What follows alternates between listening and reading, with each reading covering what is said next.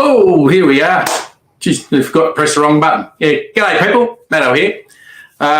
Welcome to another episode of what's been happening in Phnom Penh this week. A few things have been happening, pretty busy, mostly with the SEA games. So been pretty full on there, and a few little things to talk about. And one big thing, if some people that don't know, it's King Sihanouk's birthday today.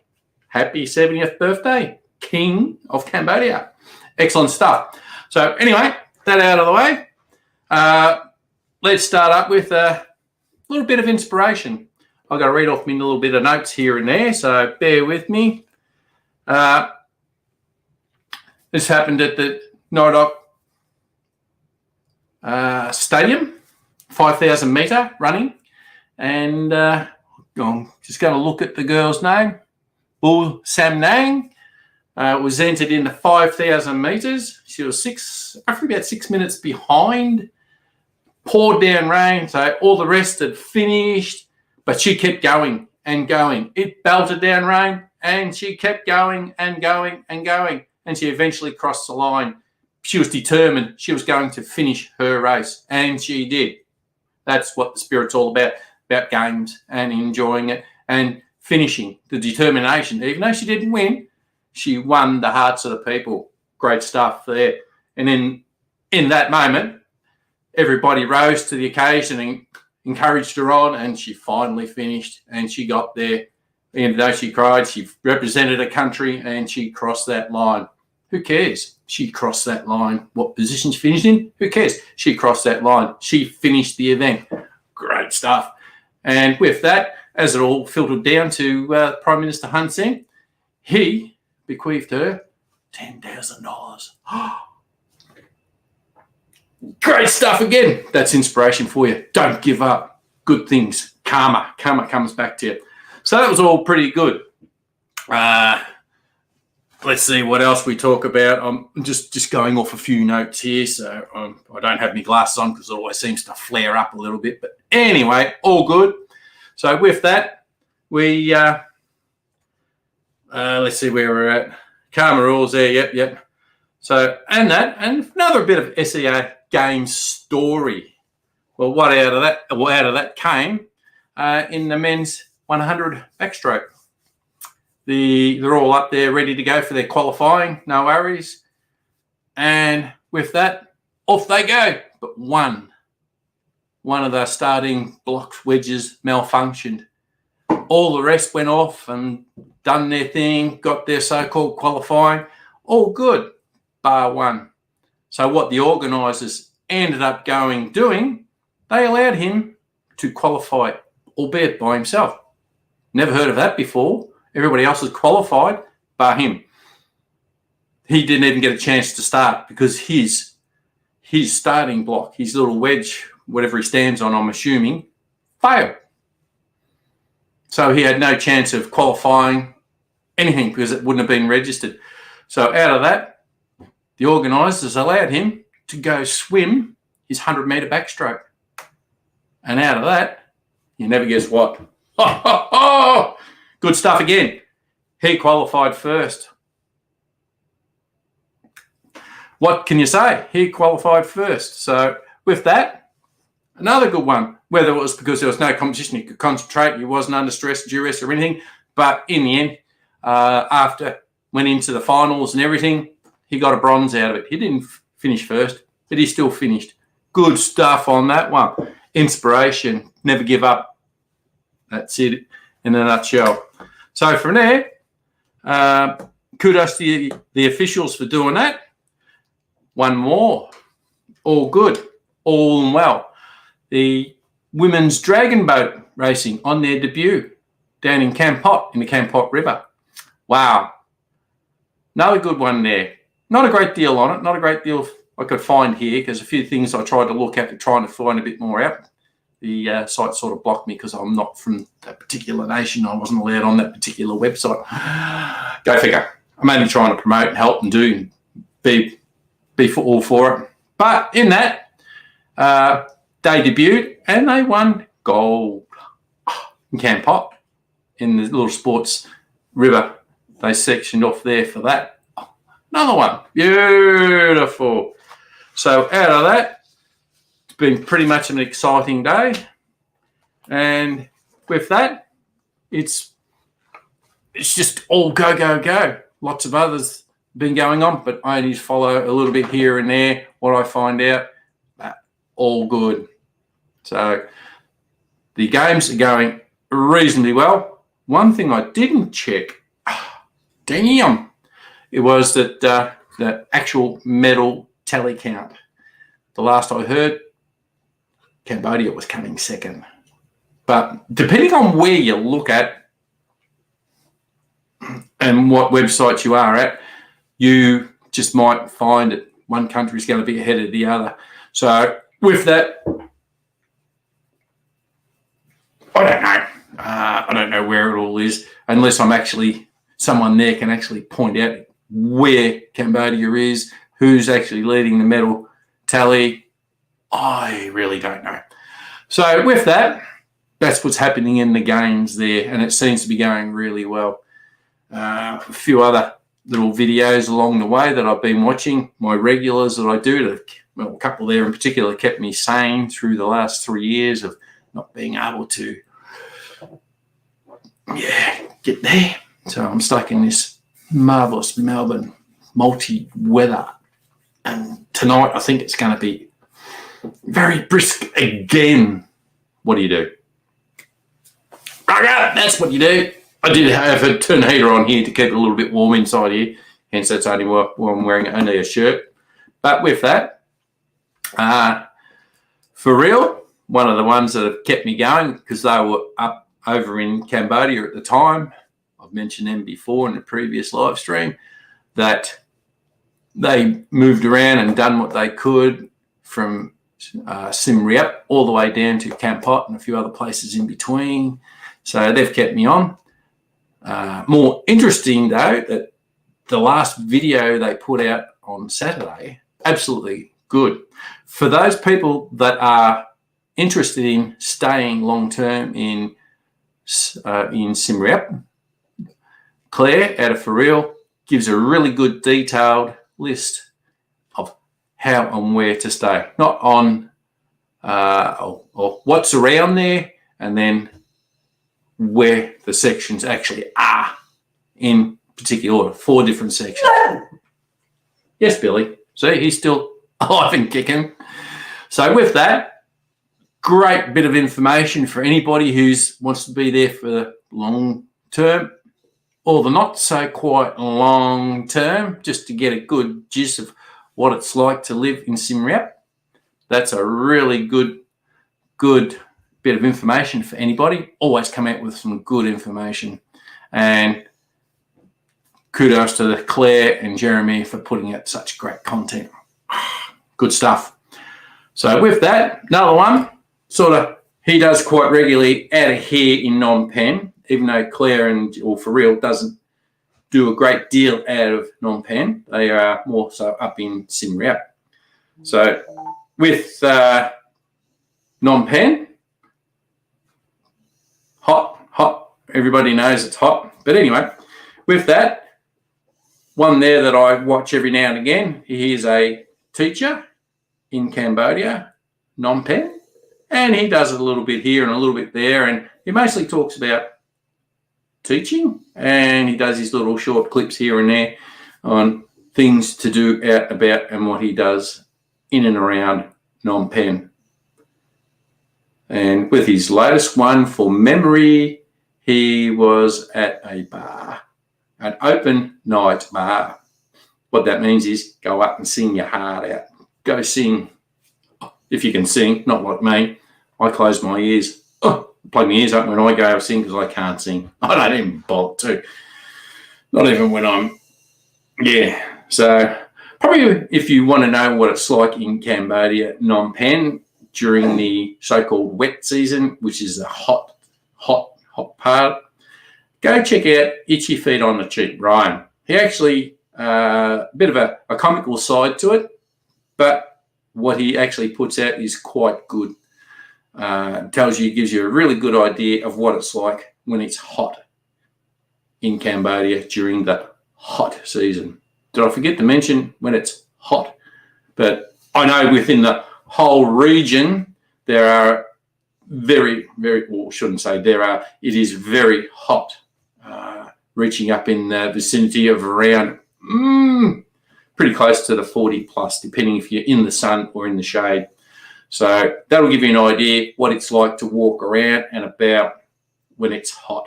When the rain comes, it cools down. I've sat many times in the morning or in the evening, mostly in the morning when it's been really hot overnight, and you wake up in the morning and it's been raining. I go sit outside on a balcony somewhere if I'm in a hotel or somewhere where it's nice and covered, and have a nice coffee and just enjoy the rain coming down. And it's fantastic. After being stinky hot, everything cools down. Everything just feels so much better. Great stuff there. So go check out his. Links in the detail below. Another one for the foodies, if you want to see what street food's all about, I have pointed that out again. I drop in every now and again. I did see the last one of the videos from not last week, the week before. Yummy Kermy. This time they didn't, but they have another one. So if you really want to go and check out what it's like for street food, I go travel overseas to try new things, see new things, have custom experience or special experience, more so with the culture that's there. I don't want to go travel 10, 15 hours somewhere to go eat the same food I can get around the corner. Some people do.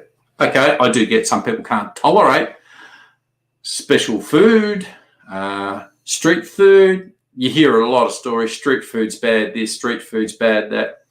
It's like anywhere you travel. You're going to get that anywhere. You just got to have your sort of wits about you a little bit. You line up to where this really great place is and it's chock-a-block full of people, you know the food is good. But what you don't do is go next door that's got exactly the same food, but there's no one in there. And if it's local, lined up for this particular shop over here, over here, you will find that food is great, but they're not quite in line with that particular food shop there. I think out of my travels in the last near on 12 years through Asia, I've had food poisoning maybe twice. Always carry the appropriate medication and just keep an eye on Billy so long as he doesn't slip down and pin himself to the ground, because he does have a habit of falling on one of his legs and he can't help himself up. Anyway, so and I particularly put this one time down to where I ate dried shrimp sprinkled on the fried rice that I had, albeit at one of the weddings I went to, and I was crook as, and it was a very important time, as that was the daughter's wedding, and I was cooked for 4 days. And I thought the side note to that was, I took all the medication I had. It was doing nothing for me. It wasn't until the last minute when I looked at it, on the third night, or fourth night nearly, or fourth morning, thereabouts, I looked at it. My medication was 2 years out of date. So all the gastro medication out of date, so it was doing me no good. Bin. So partner went and got some new medication for me. I was all right the next day, luckily, because that night, I should say, 5 o'clock, had to sneak away to the wedding. She didn't know I was coming, so I managed to get through that. But that was all good. So there's a little fun fact for you. Check your medication. If you've got you easily get a tummy bug or something, check your medication when you go. If you've had it around for a little while, as I said, mine was 2 years out of date because I never really had anything like that at all before. Ate street food, all that through Thailand, Cambodia, never bothered me. But some people it does, just a little bit of but I do like my spicy stuff, so that's probably why I was able to tolerate it. All good. So with that, check your medication, make sure it's in date. You don't have to have a great deal of it. Just be aware of where you're eating. I don't mean you just be aware of what you like to eat. If you don't like trying or you're scared of trying, just watch and see where a lot of the people go. And with that, you'll turn around and find out no one gets sick there because everybody eats it. And if it's a good high turnover, well, you go up to one of these little food carts, food stalls, and you get them to cook it fresh for you. But anyway, that's my little spiel on that. Let's go through to a couple of little bit of things. Another vlogger I did mention last week. He's actually down in Kampot. Been in Cambodia for near on all of his life. Cambo Vlogs. Pretty popular, pretty switched on, knows a lot, and he's down there. So with that, that's a great one down there, Kampot. He's there, great stuff. Go check out his vlog. He's got a little baby girl now, him and his wife, and he's taking his baby girl back to where it all started. So that's an interesting one to watch. He has been there for 27 years, I think, from memory. So anyway, does well. And we'll go on to a few things that have happened. And I'll just readjust. Oh, shouldn't do that. I shouldn't do that. What else has been happening right through? A little bit of sad news. Car accident. I'll leave a certain particular for another channel to talk about, but this particular one I come across, and this is just about guys doing their job. A particular drunken person. Yeah, roll your eyes. My God. Cleaned up 2 roadside workers, put them in hospital, detained there. So fortunately, they were taken away to hospital. Police are involved, doing what the Cambodian police do, how they get around it all. But I'm not talking to you, Billy.